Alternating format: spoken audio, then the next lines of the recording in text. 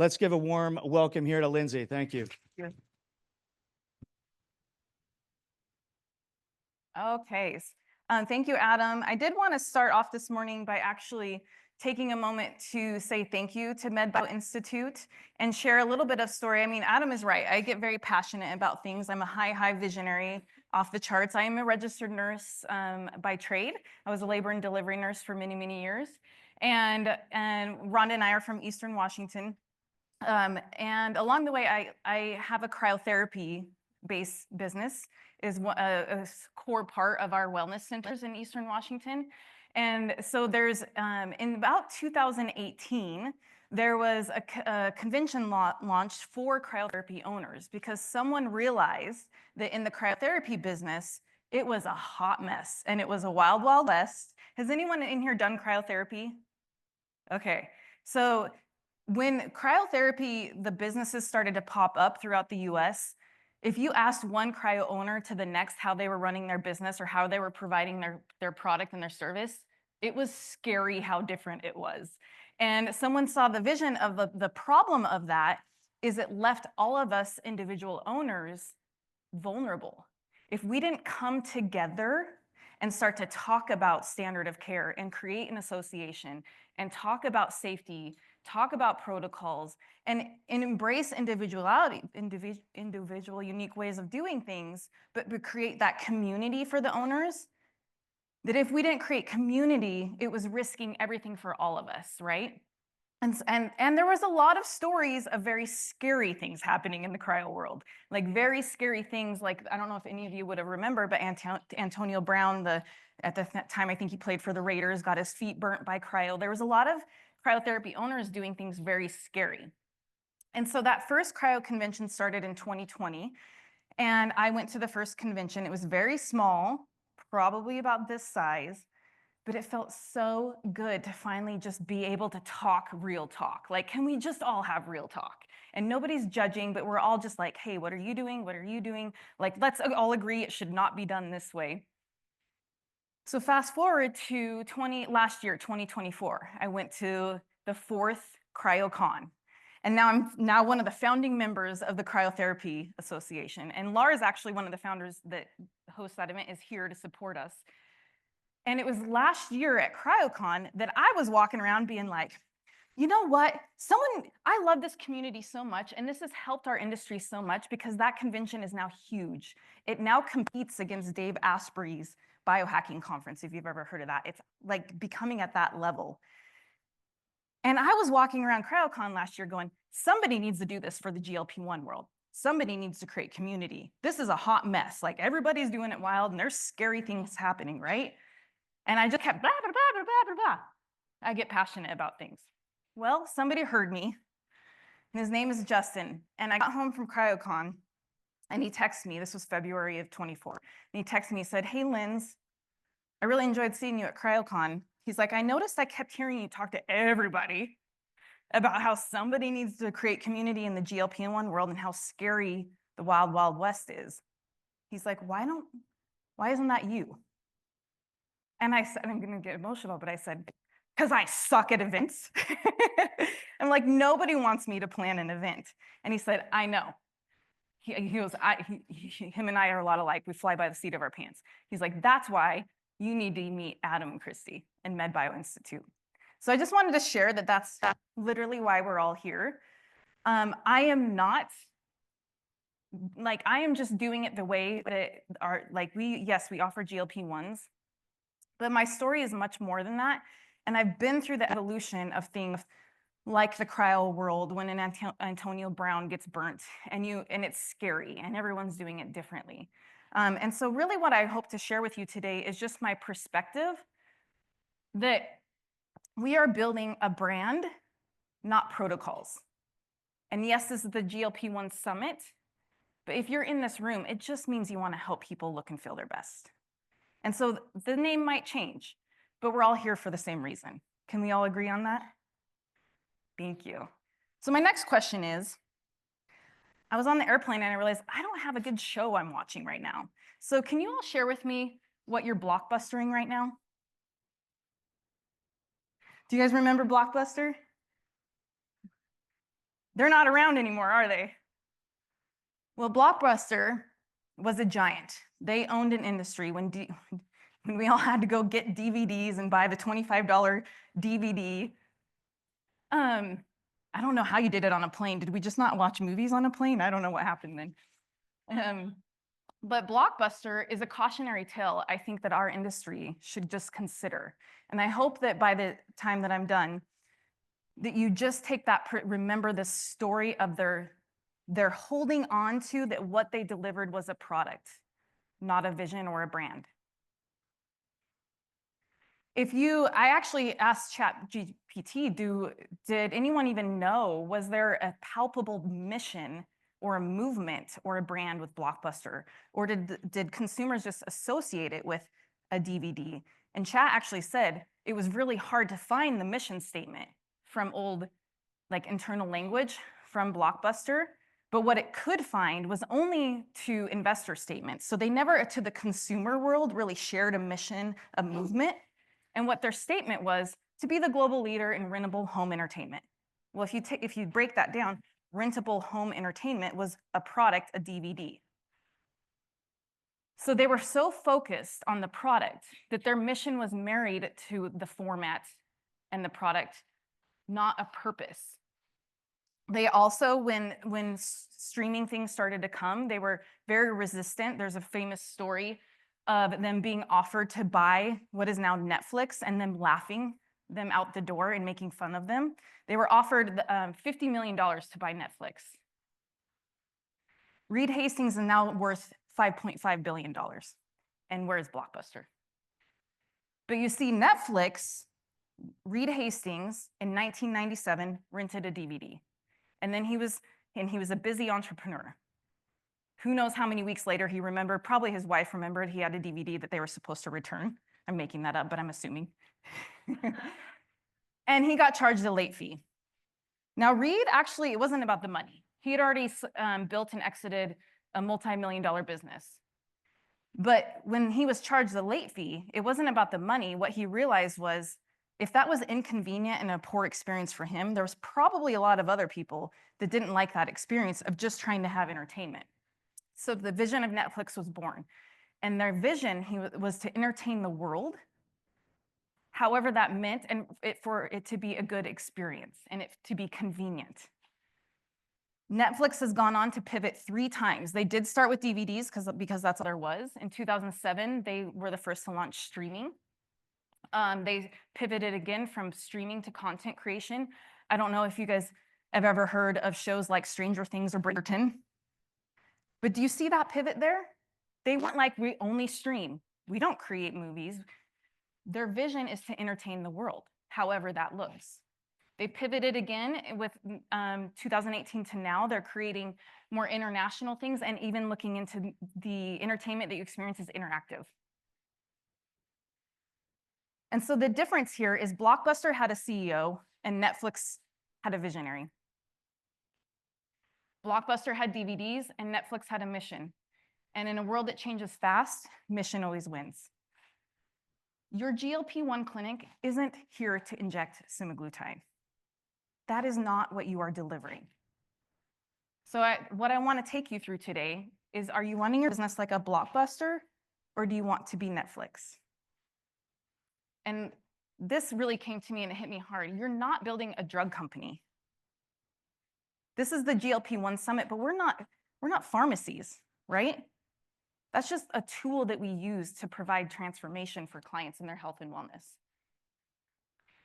But you might be asking, like, how do we do that? How do we compete against, it feels like, the Netflixes in our world that have this unlimited marketing budget, millions of dollars in capital funding, buying power.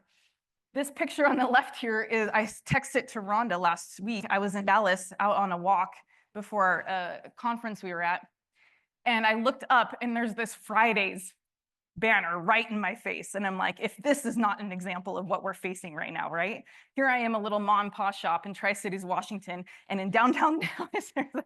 And you know, if you see here, it's like compounded GLP-1. Like, yeah, they have a little bit of a branding, but like what they're selling is get your drug from us, right? And I mean, I was like mad. And it felt like, how am I supposed to compete against these Goliaths and I don't even have a rock? And whenever I feel that frustration, and if I can be really, really honest with you guys, a year and a half ago when the idea for the summit started to come to me, I'm going to be really real with you. I feel like my ego was a little bit taking over because we were killing it. We had hit, in September of 24, we hit 6 figures in auto pay, weight loss, just membership revenue. I thought we figured it out. I had the secret sauce. The last 6 months has been really fucking hard. So I'm not up here to tell you I know how to compete against these giants, like head-to-head GLP-1 advertising. But whenever I get really frustrated like that and feel like I'm being defeated, what I have to go back to is my foundation and why we're doing what we're doing. I never started out to have a GLP-1 clinic. In 2016, I was a traditional nurse. I left traditional nursing. I think I had worked my 6th Christmas in a row. My brother lost a baby. I asked for time off for the holidays and I was denied. And I was so mad. And around that time, I had been doing a side hustle of health and wellness weight loss coaching. You guys remember like Beachbody times? Like this is like 2015, 16, like Beachbody, or the new 12-week drink the shake and workout program was like the thing, right? I mean, I bet you guys never did one, but. So I was like I said, I get passionate about things that help people.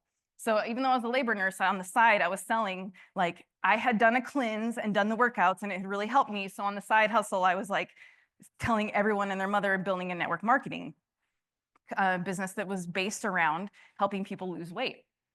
And in the travels for that company and going to the conferences, I went to Tennessee and my friend was like, hey, while you're here, come check out this new business I just opened.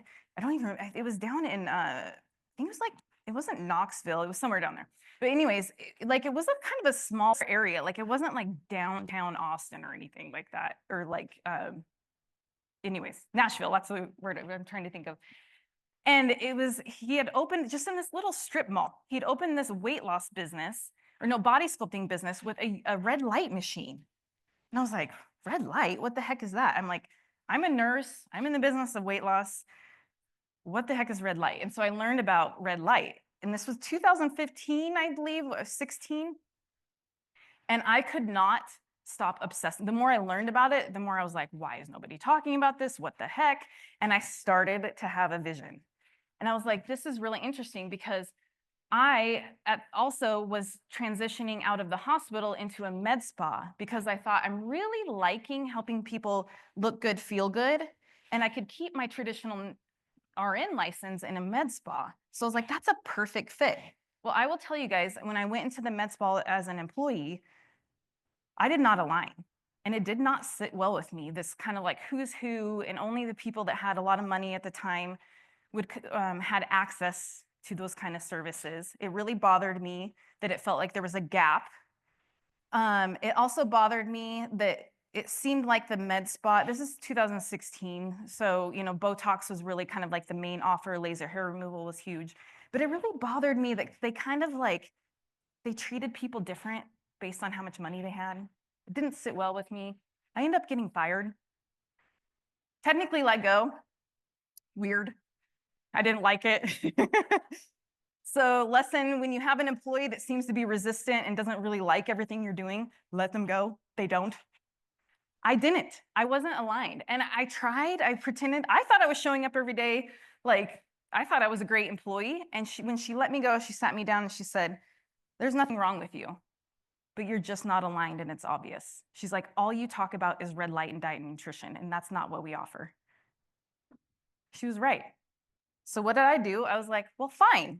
If nobody else is gonna do it, I'm gonna do it. There's this whole gray area. There's a gap in the marketplace right now.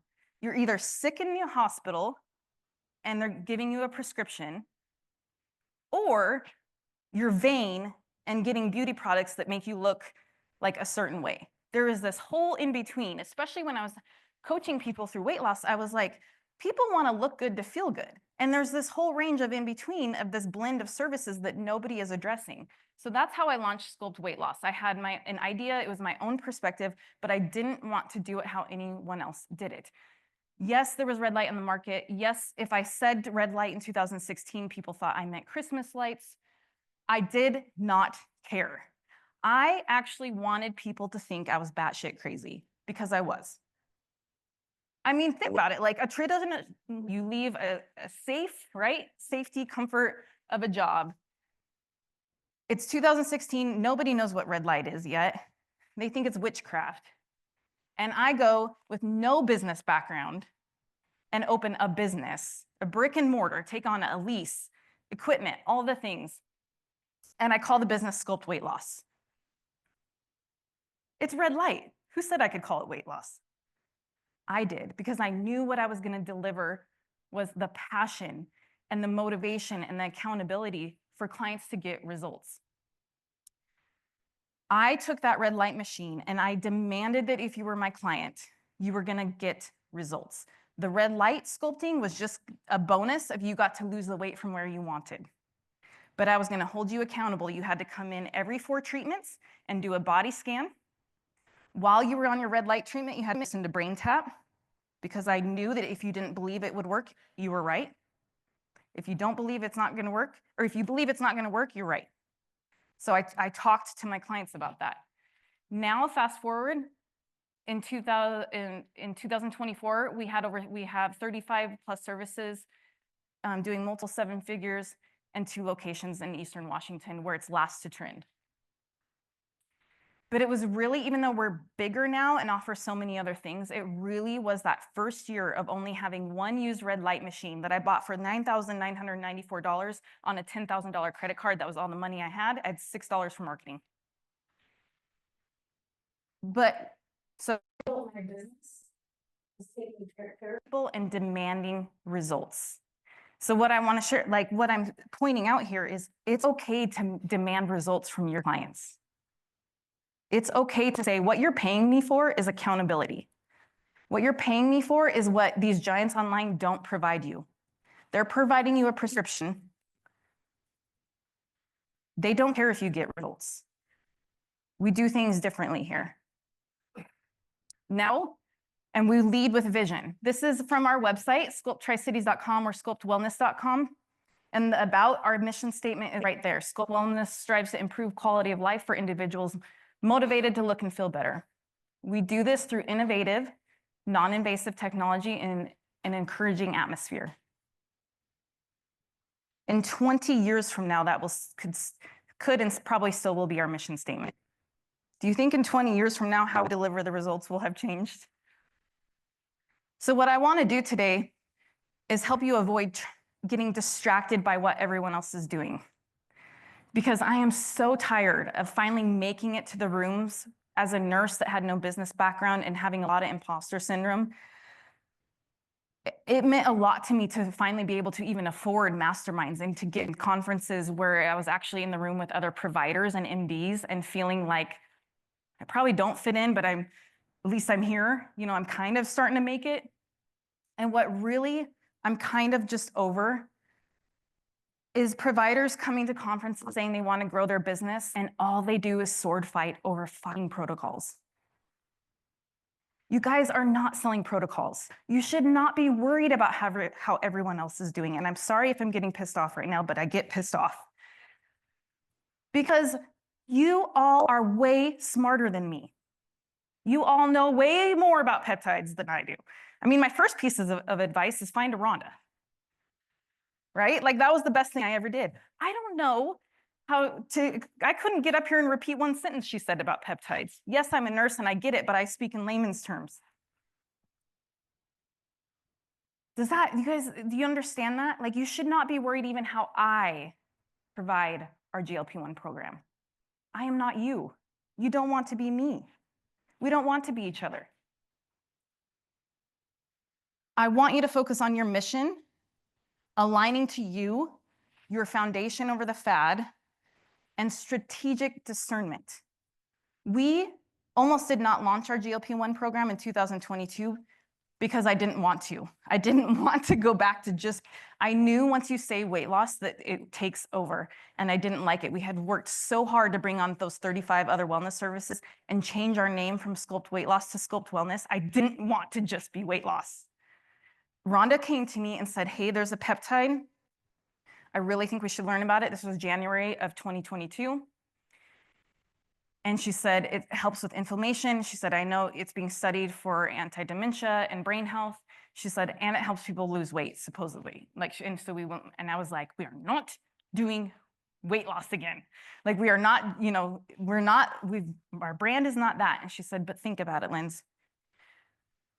Our alignment. She's like, our promise is to be cutting edge. She said, this is coming.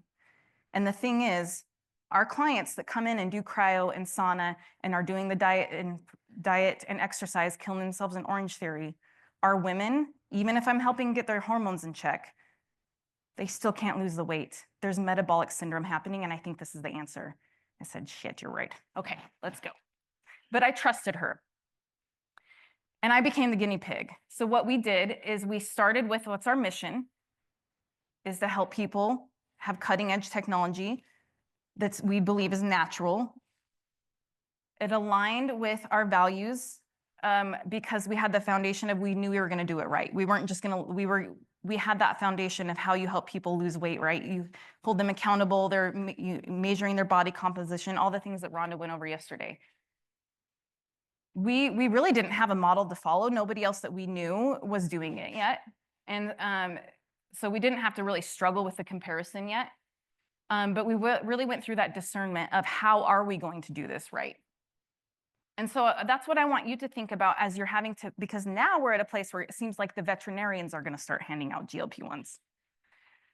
Maybe the gas stations, I don't know. And so how you get through this time and when you need to pivot and stand out is honor what makes you you, stay rooted in that authenticity, look at it through your lens, stop looking around and comparing, and lead with your long vision. And one way that you can ask yourself that is, if we did, God forbid, I mean, through even prepping for this conference, that we had moments where, are we going to arrive at this summit and there is no GLP-1s available, right? And actually that should motivate us to, that's how you build your brand. So I want to take you through, how am I doing? Okay, good. So if it's okay, does everyone have something you can write on virtually at home? And these hopefully are like, everyone's like clear. Can you guys all see these questions? I can go through them with you too. But what I want to do is have an exercise about 5 minutes. So I just want you to take a little bit of time to really, I want you to take home something that you're going to shift your perspective on or apply. Go home and talk to your team about this. These could be questions. We did this in November of 23. We did an all day, we shut down business, and we did a team workshop reviewing our mission, vision, and our core values. And if it's been a while since you've done that, I highly recommend it. It changed, it was amazing for how our team action, their investment, and the lens in which we speak, it changed a lot for us. So the first question can be like, what's your Netflix mission? If there was no product, what are you really in the business of? It's not the injections or the supplements that you offer.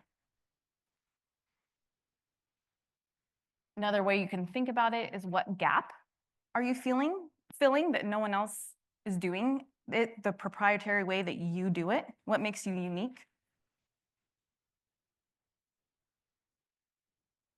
If you're struggling with those first two, if it's not helping you have the answer or like nothing is coming to you, someone helped me start to brain dump our like mission and our brand, is when your clients describe you, kind of those raving fans that just think you're the best, what words do they describe or use to describe you? What do your clients say about how it feels to come to you?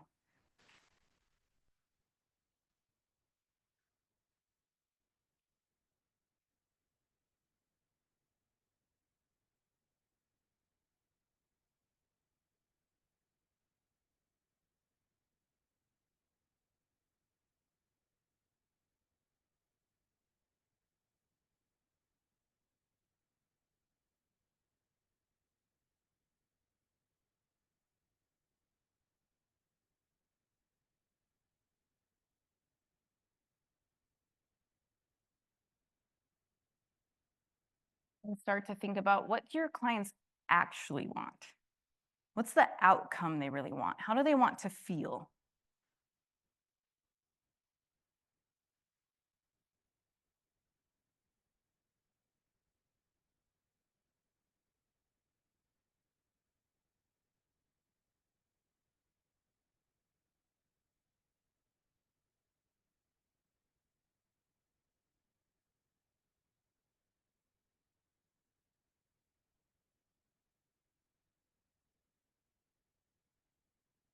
What's your why? Why'd you even, I'm assuming, leave traditional healthcare in the beginning? What frustrated you? What gap did you, what were you like, man, someone needs to do this differently?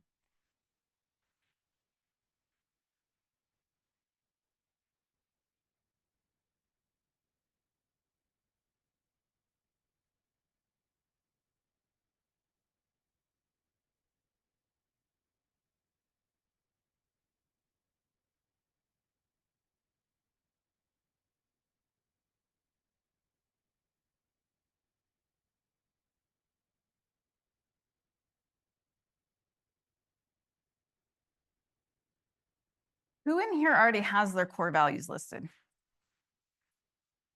Higher for me. We didn't have our core value. We launched in 2000, the end of 16, full year 17. Sculpt didn't have their core values listed or their mission or vision actually like spelled out until 2023, that November. So it's okay, like, but I will tell you, man, what I would love to go back and have really respect the difference it makes when they're spelled out. It's a requirement for your team to know them. They speak that language. You should be able to pop quiz. Someone's walking down the hallway in your center. You ask them, hey, Rachel, what's our second core value? And she spits it out. When I took that seriously, everything changed. And I used to hear that at conferences or in reading business books. And I was like, that's like slow down and focus on stuff. Like I'm flying by the seat of my pants. But what I've really realized is because of that foundation, and now that that's what we live and breathe, we hire, fire, including clients that way, based off of our core values. We have increased our profitability. We've brought on finally are finding high caliber employees and team members, and we're attracting the right aligned clients and team members. Because a lot of I don't know if we've talked about it yet, probably not, but one of the hardest parts of being in our business is having team members and trying to find employees in a business in which sales is required, but you tend to attract heart-based, people that want to help people, but they don't want to sell them expensive things. It's relatable, right? I'm just a nurse, I don't sell. Well, you're selling something. So these are some questions that help guide you through your core values. These ones are important. You can't just do this quickly. You all will be getting the slides, but I would highly recommend to go through this exercise. Hire a company to help you. I ended up hiring a branding, I can't even remember technically what you would search for, but essentially it was like a marketing company that helped with branding. And they helped me create a brand guide. And that's when they were like, well, for your brand guide, we need to put in your mission, vision, core values. I was like, I'm like, I think it's this, I think it's that. They're like, no, you don't have them if you think it's that. And it changes every time we ask you. So, and now we have our brand guide. And I've created now we even tie our KPIs for the business to the core values. So for us, the main driver, the number one number that we should be watching is the lifetime value of a client, especially our members. So we did a whole workshop with our team that really struggles selling things that are expensive we workshopped. If someone walks through our door and drove out of their way to come to us, do you think that they feel great? They probably don't feel good. And so if you don't sell them something because you feel weird about it, that's selfish. And so we workshopped the emotional tie to sales, and we talked about, and we trained, and now if you ask lifetime value to my team, they don't think that's a business number. Lifetime value in Sculpt Wellness means we aren't burning and turning our clients, we actually care. We're educating our clients, and we're helping them along the way to learn what they can do next to feel even better. That's what lifetime value means. We're helping people. We're listening. And so as you scale, let others race to the price competing bottom. Let them build their brand around being the cheapest GLP-1 online. Because you're going to have clients, patients, whatever you call them, that don't want that. They want more of your time, and they want to pay you more for that time. I mean, if we think about like the necessity of shoes, did anyone come here barefoot today? I saw, Jeff was barefoot up here yesterday. So besides Jeff, you all wore shoes. Did you all pay the same price for those shoes? My shoes are kind of expensive. I value that. So let that be your brand. This is your Netflix. And remember, Blockbuster sold DVDs, Netflix sells stories. One clung to the product, the other led with purpose. Thank you.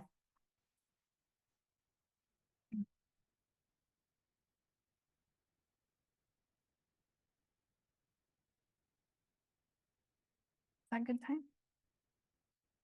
Okay, questions.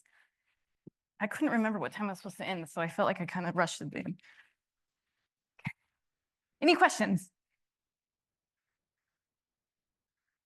I'm happy to go through kind of like the KPIs that we use too. I know there were some questions yesterday. Well, step one for us was even knowing what KPI meant. I am not gonna lie, it was 6 years into business when I finally asked, it was like a consultant coach, and I said, can I be honest? I actually don't know what KPI means. Do you guys know your KPIs? I find that a lot. In most rooms that I speak to, 90% of healthcare providers don't know their KPIs.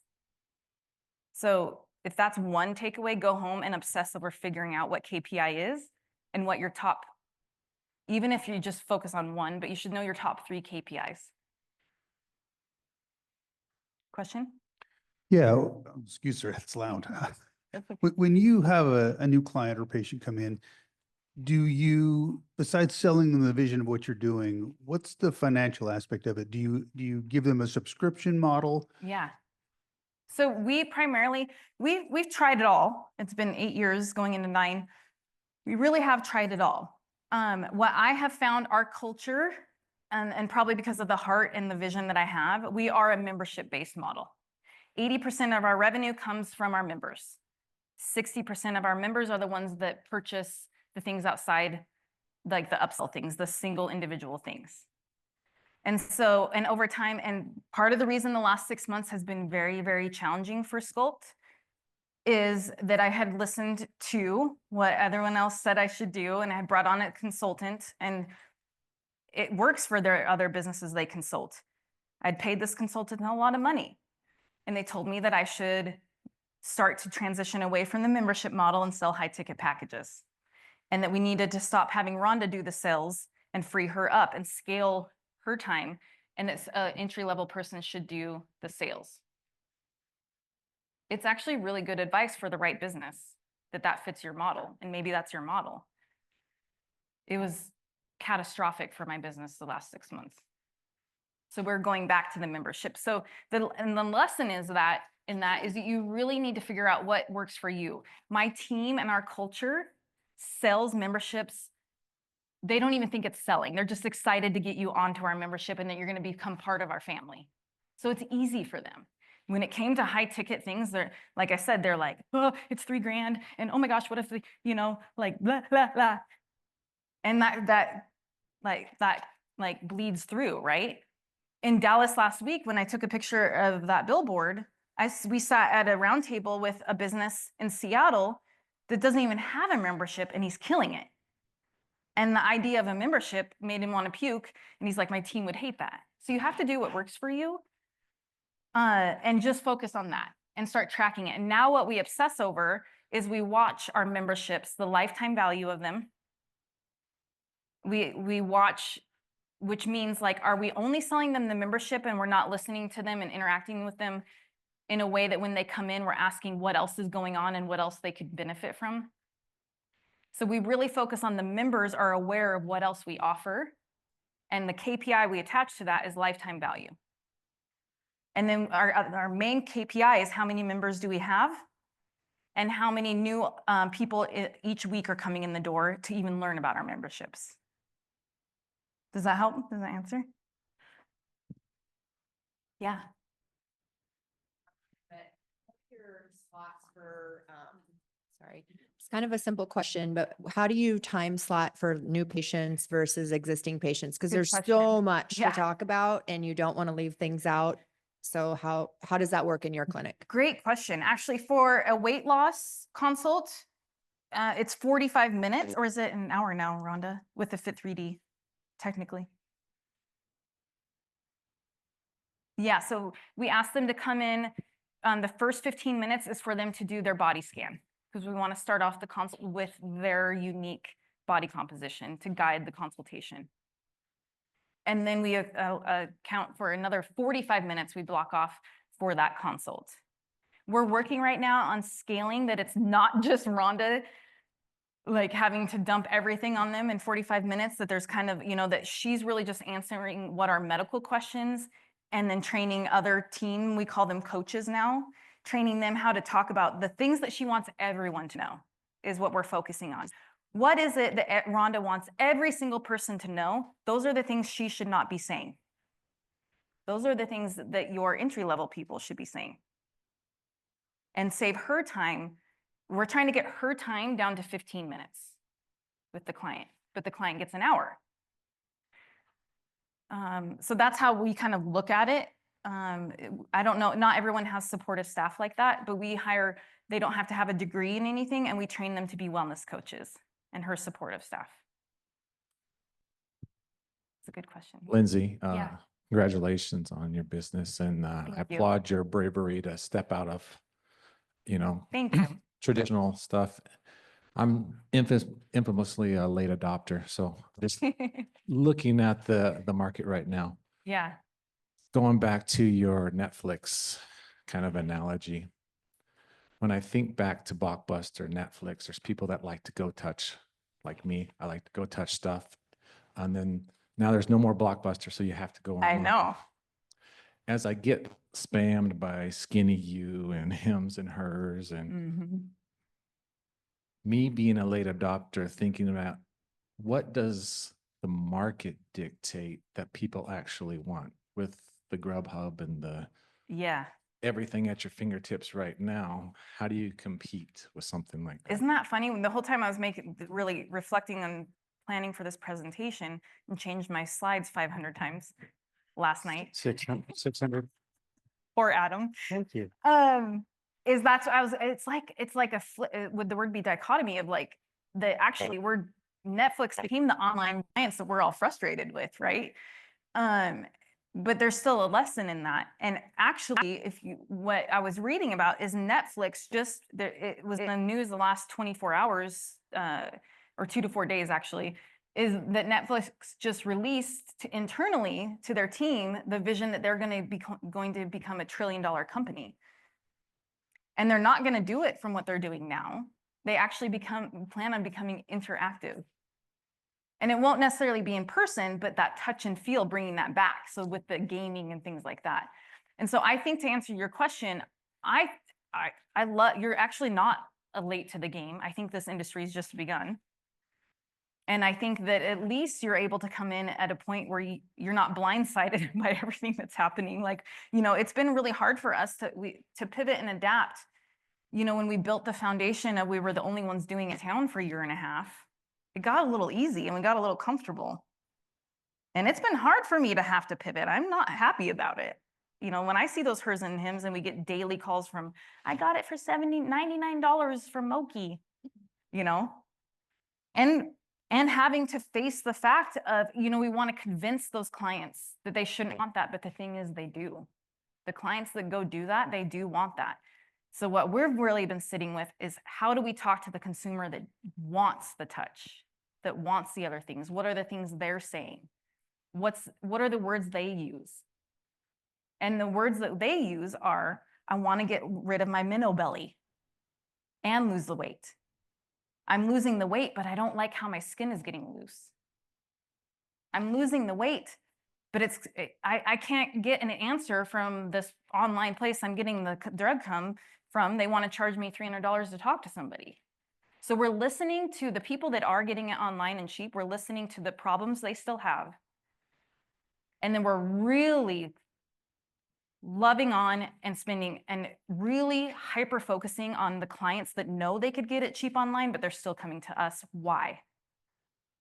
And how are we taking care of them? And what's the next problem they're going to have because they have gotten to their goal? I think you talked about like your mission and your vision and things like that. I think one of the biggest things in practice, and I know you have a question, so I'm gonna make sure it gets to you, but like, who do you want to be as a practice? I mean, that's ultimately what it comes down to. Do you want to be a Walmart, or do you want to be a Versace or a Gucci? Who are you attracting to your clinic, to your practice? And you have to also, we talked about this, you have to be okay with the people that want the cheap.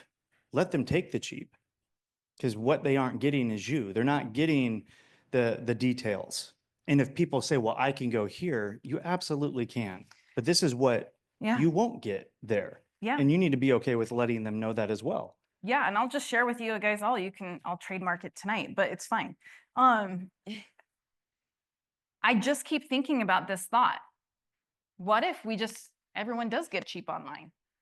And then we're the place that they come get advice on how to actually maximize results from it. And use whatever you have to maximize those results. Let them. You're still a GLP-1 expert. You're just not going to sell it for cheaper than you can even get it. You're not going to do that. You're not going to compromise that. So that's kind of like that. Like, if I don't even have a rock that's big enough to throw at this Goliath, what can I still do? And how to stay true to who we are and why we're doing what we're doing? Because why we're doing what we're doing is we want to lose people or help people lose weight in a healthy way, and to know what else is available besides it's not just a quick fix like we've all talked about. It's not the only thing, and it won't be the only thing. So, and I'm just honored to be here with all of you. The fact that you would come and have faith in a very first summit in a time like this and still invest and trust us. I'm just so honored to be a part of what I'm calling this. This is you are a founding member of who wanted to do it right. So I just really thank all of you.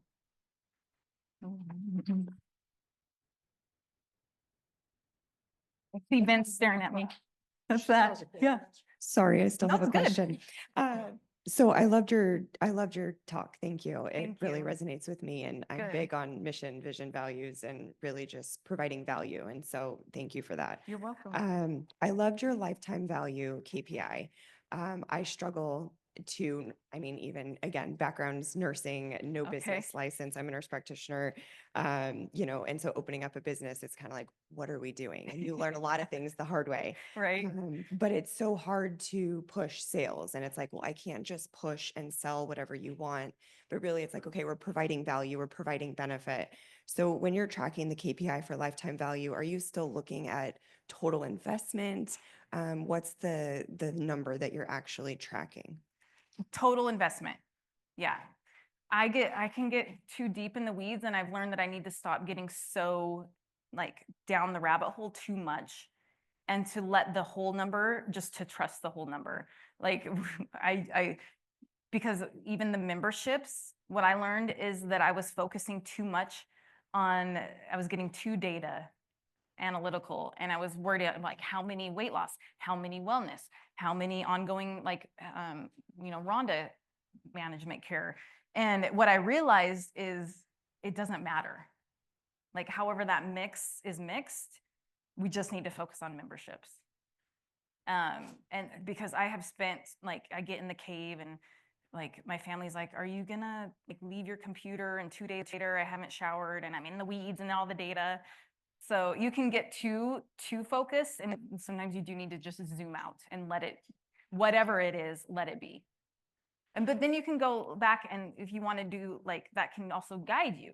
You can go back and see, well, what are they buying? Are they buying aesthetics? Because we feel like they should be buying aesthetics. And we went through that where it was like, we would assume our weight loss clients would want to buy the aesthetics. And when I would ask my team, how's it going? Like, how's the weight loss clients liking our brand new, shiny, very expensive equipment that I bought for y'all? How are they liking it? And the team would say, oh, they love it. Clients love it.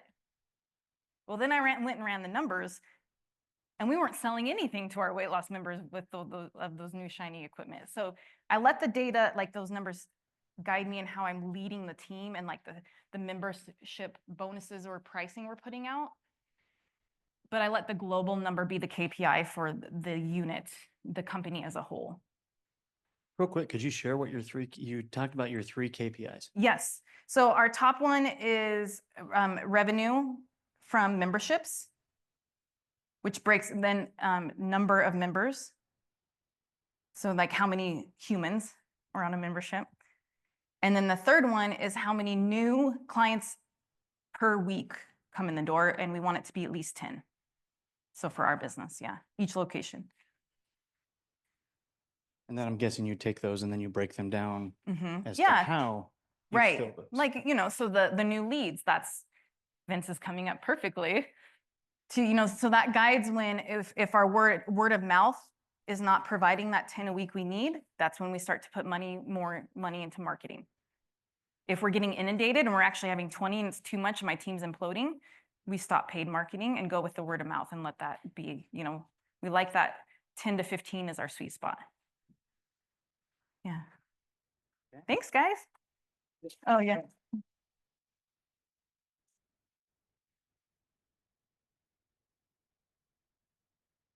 Say that again.